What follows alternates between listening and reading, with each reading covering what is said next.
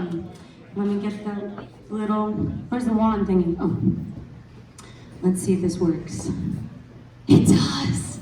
Awesome. So, good evening, everyone. My name is Dr. Nicolette, and basically, I studied sex, specifically sex education. I do consultations with individuals, I talk to organizations, and do big educational events, basically.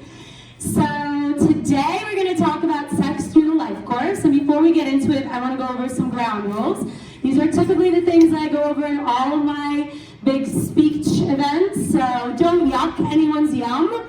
There will be some things said tonight that you might not be that into, but your neighbor might totally think it's the most amazing thing in the world. Cool, as long as you're not harming yourself or someone else, honestly, let your fabulousness fly with whatever you love. Later on, there's going to be some questions at the end of the presentation. Feel free to ask anything you'd like, as long as you claim your statements. So, I wish, I think, I heard, I believe. Don't just say some random, I kind of thought this researcher said this and this. I have no idea what that researcher said. So, we want to make this a bit of a safe space. We'll be talking about sexuality, we'll be talking about different things that make some people uncomfortable. In order to create a safer space, if someone does share a personal story, try to keep it here within this space. But the general information, of course, please feel free to spread it far and wide. And then, of course, ask a ton of questions. So next up, we're going to do a little call and response, just to get you warmed up and get those giggles out. I'm just gonna say a word, you repeat it. Head. Head. Eyes. Eyes. Nose. Nose. Mouth. Mouth. Tongue. Tongue. Lips. Lips. Neck. Neck. Ears. Ears. Chest. Chest. Nipples. Nipples. Boobs. Boobs. Elbows. Elbows. Fingers. Fingers. Knees. Knees. Vulva. Vulva. Vulva. Yes. Anus. Anus. Butthole. Butthole. Butt cheeks. Butt cheeks. Knees. Knees. And toes. Awesome. I like how we got slower. We were like, less and less people. Toes are fabulous, people. It is the #1 fetish in the world. A lot of nerve endings in your toes. Okay? So, the majority of us in the United States have not received any sex education outside of mainstream porn, and maybe when your coach or your gym teacher in freshman year of high school went over these beautiful pictures, typically of the reproductive system, and they were pretty nervous about it. Most of us also received, if you're between the ages of 15 and 35, you received something called abstinence-only education, where they basically told you, don't do it, you will die if you do it, you have to have a ring in order to do it, and you don't love anyone until you've experienced that ring, okay? A lot of BS and all that information. We have sex throughout our entire lives. In fact, fetuses in the womb masturbate, have solo sex.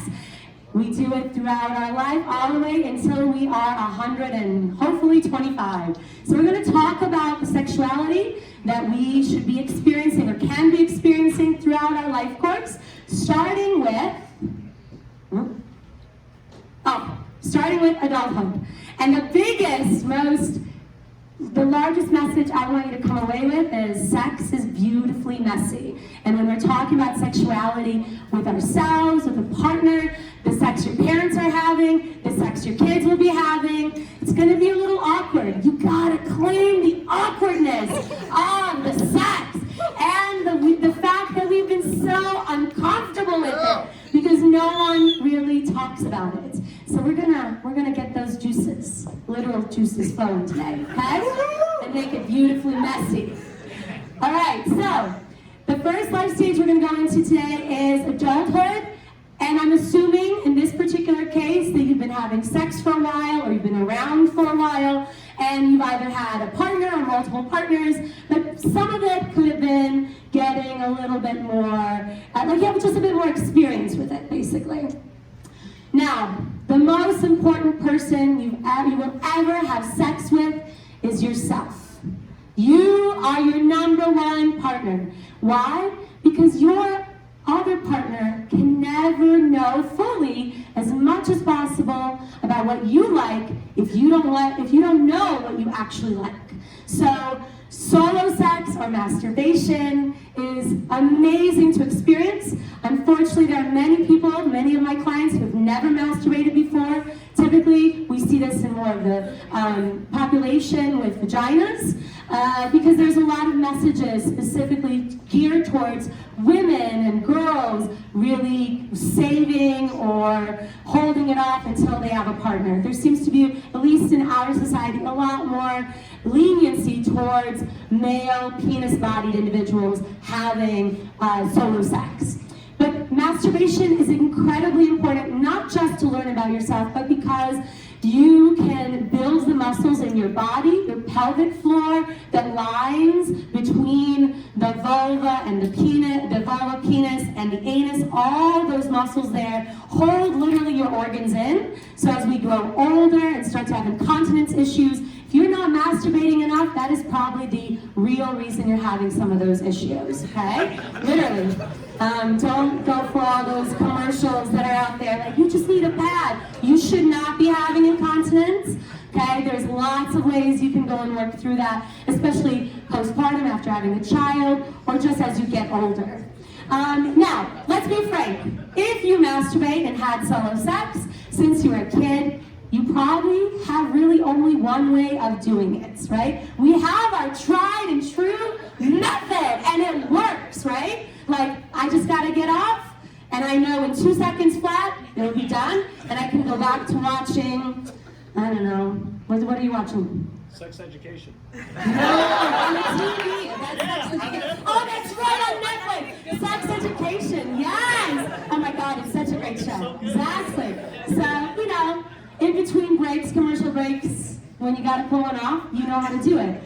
But in order to keep things interesting for yourself, in order to learn more about your body, because our bodies change and grow as we get older, you should change it up a little. If you move all the time with your right hand, try it with your left. If you've never done it with your toes, try it out. If you've only done it in the closet or in the bathroom, try it on the kitchen table. If you change the spaces that you're in, you get the juices flowing a little bit more and might discover different parts of yourself, different ways of engaging with your pleasure that you've never thought possible.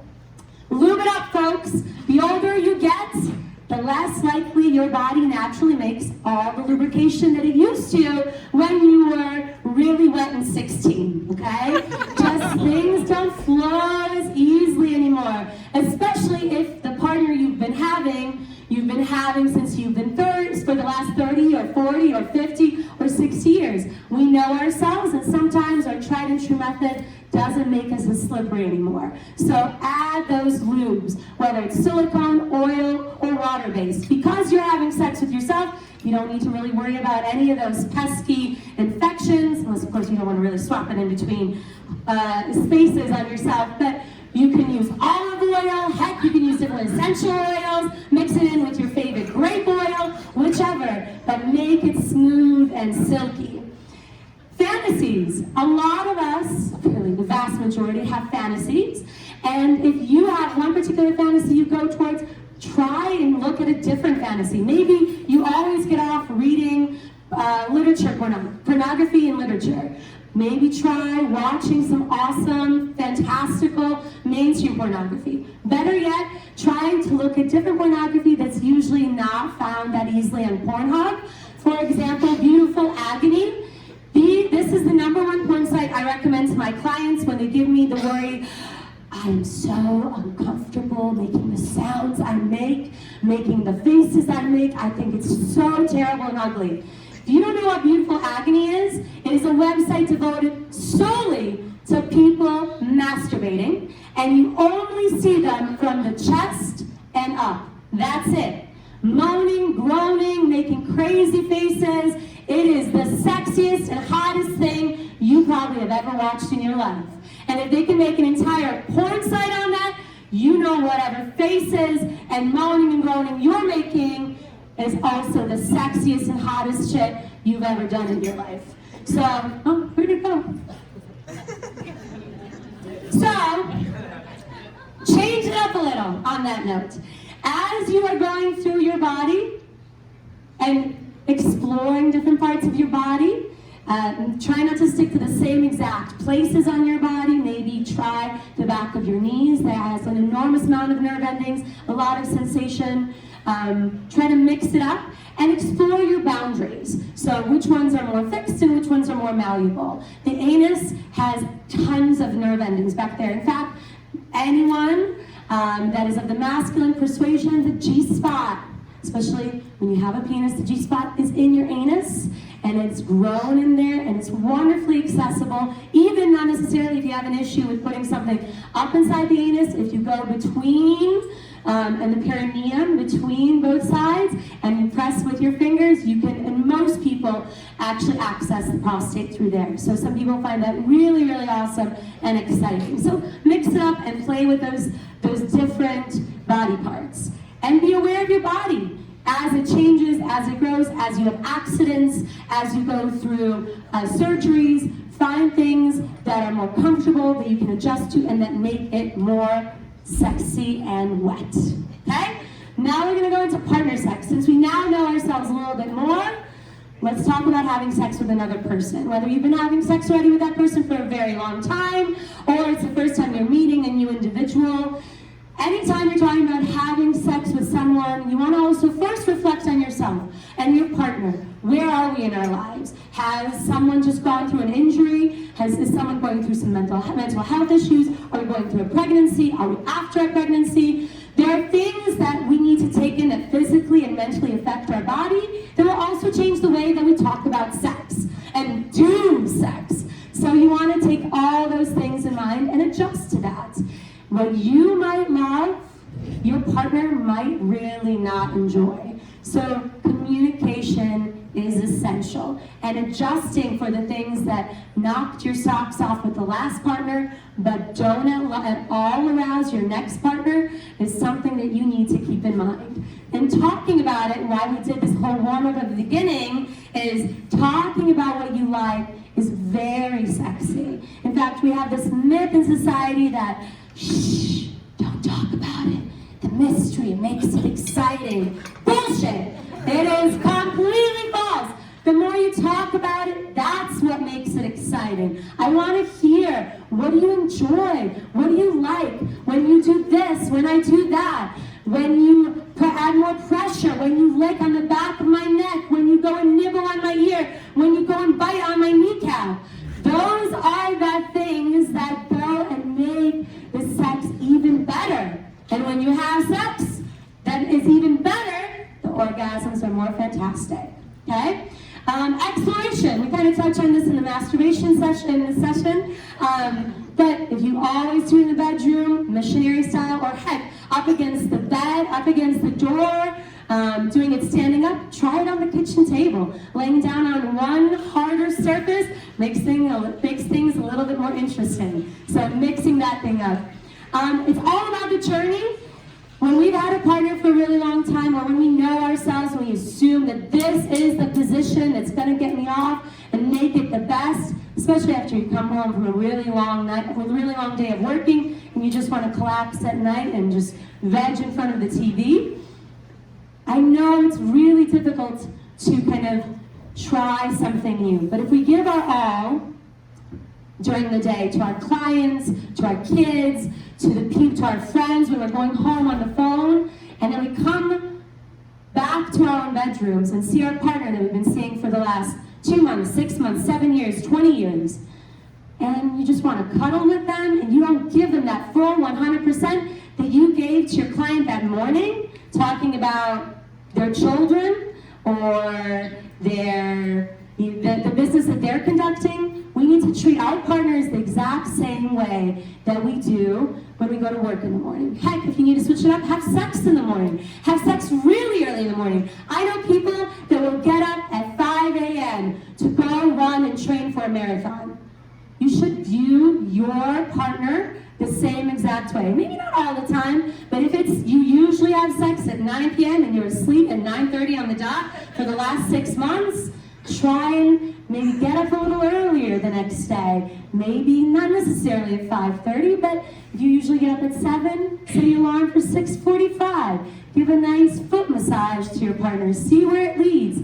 Change things up so it opens up different doors that you usually don't access. Okie dokie. Let's talk about one area that most people are extremely uncomfortable talking about. Sex. When your children or the children in your family are having sex. First off, your children, or all children, get an enormous amount of information about sexuality through everywhere. Family members, friends, media, pornography. The average age of kids 10 years ago being exposed to mainstream pornography was age 10. Now, really, it's more like 5 or 6. If they have your phone, they've already seen it all, okay? And that's fine as long as you talk to them about it.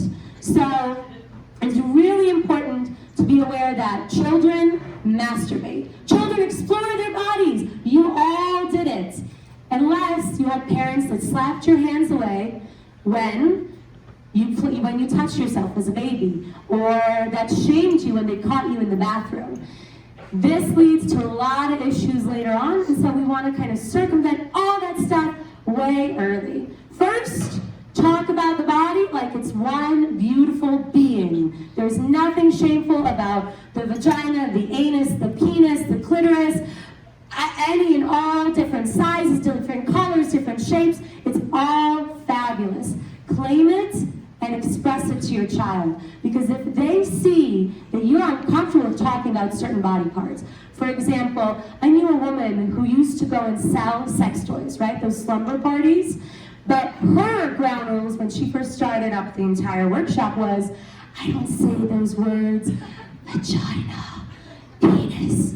No, she called it cookie and soldier.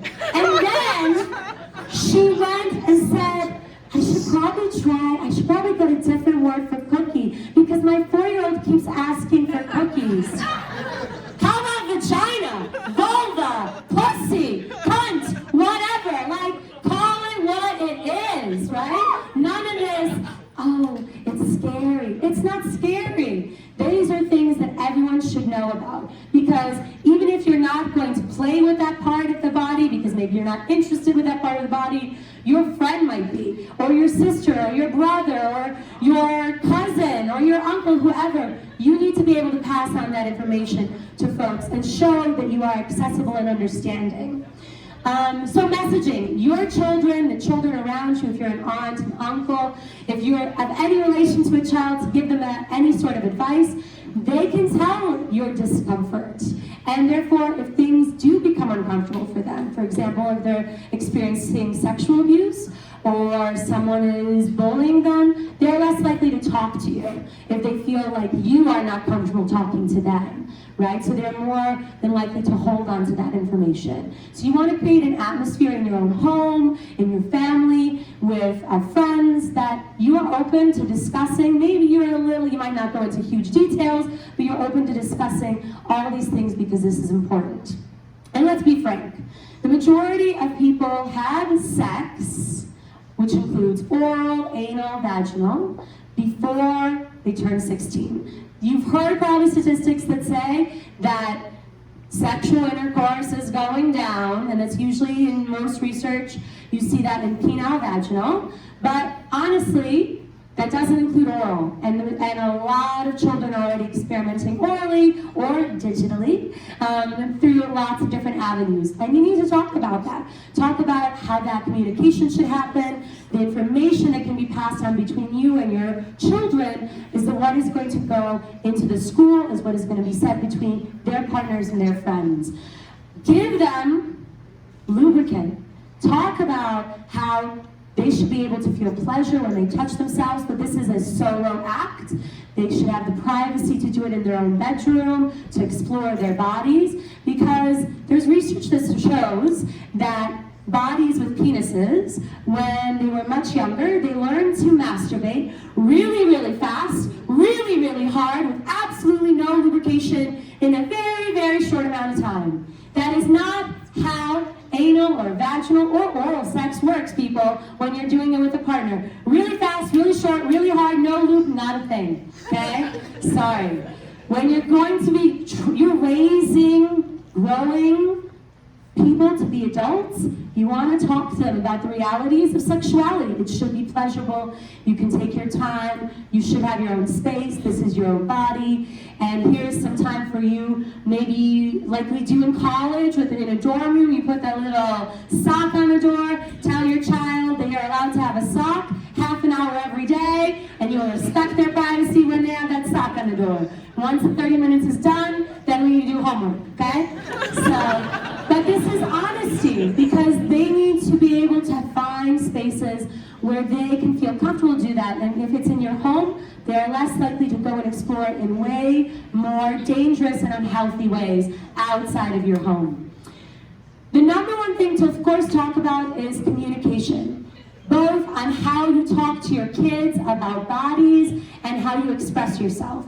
If you are talking to a child and immediately run up and grab them in a hug, trust me, this is something that I had to go and really work on myself for a very long time. For a very long time, I'm a hugger. I love hugging people. But to assume that everyone wants to get a hug is ridiculous.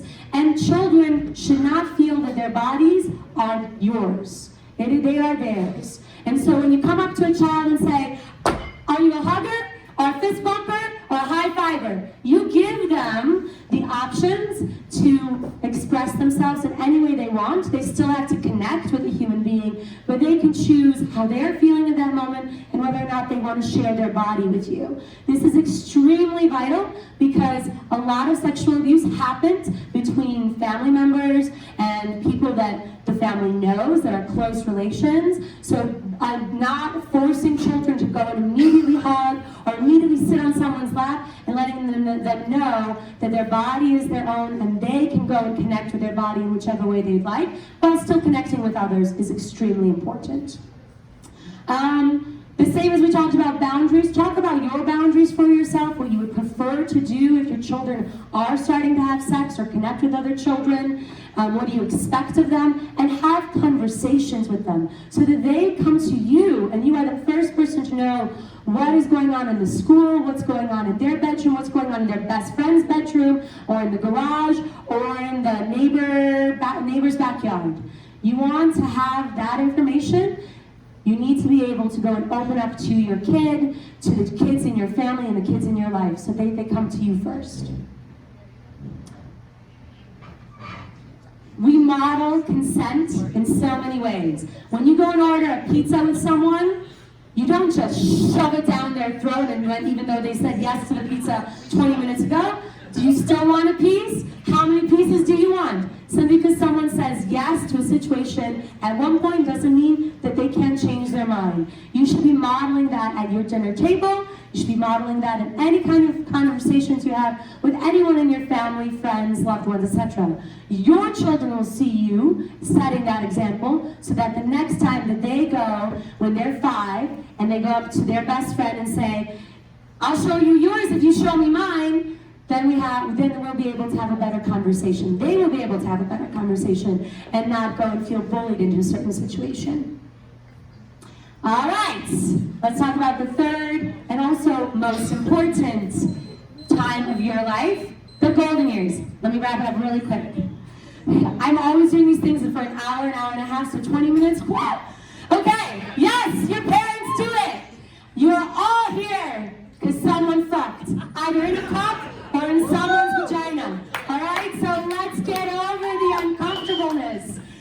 And some of the best sex happens after you no longer can get pregnant, okay? Now, however, that doesn't mean that you can't use a condom. In fact, you should. Florida has the highest rates of sexually transmitted infections in the whole country because people over 60 are bumping and grinding and they are not using any protection because they assume you're alive, I'm alive, we're good, right? Nothing, okay?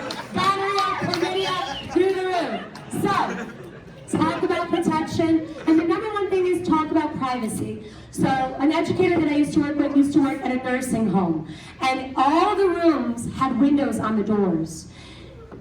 while that was supposed to be for the safety of everyone in there, that also meant that no one had any sort of privacy. So the children of the parents, so let's say you're 50, 60, 70 years old, you're going visiting your mom, or your dad, you walk by their door and you can see when mom is masturbating, or you can see your dad having sex with his best friend next door.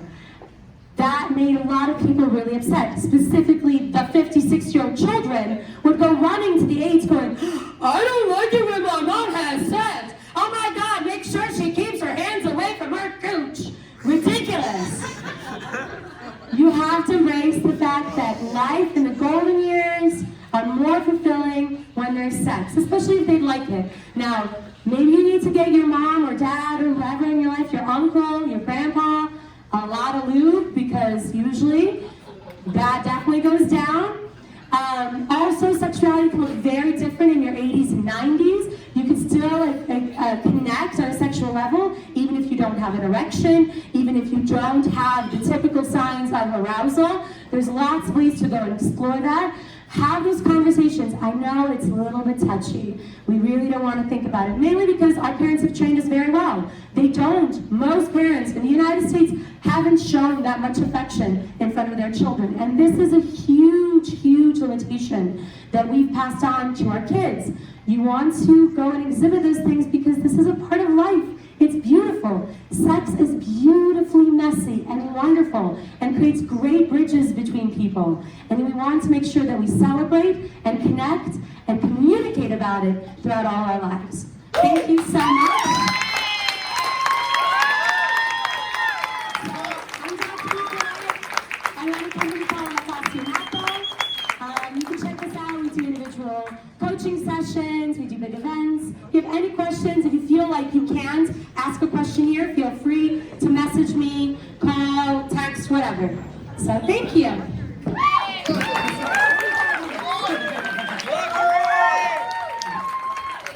we will take 5 minutes of questions right now. If you got a question, just come up to the front and you can grab this mic and ask it. Hi, Dr. Nicolette, thanks for coming. I have a question about when you have two people who have different, I guess, libidos, needs, yes. So that's a great question. It really depends on, first off, if both partners are willing. So the question was, what happens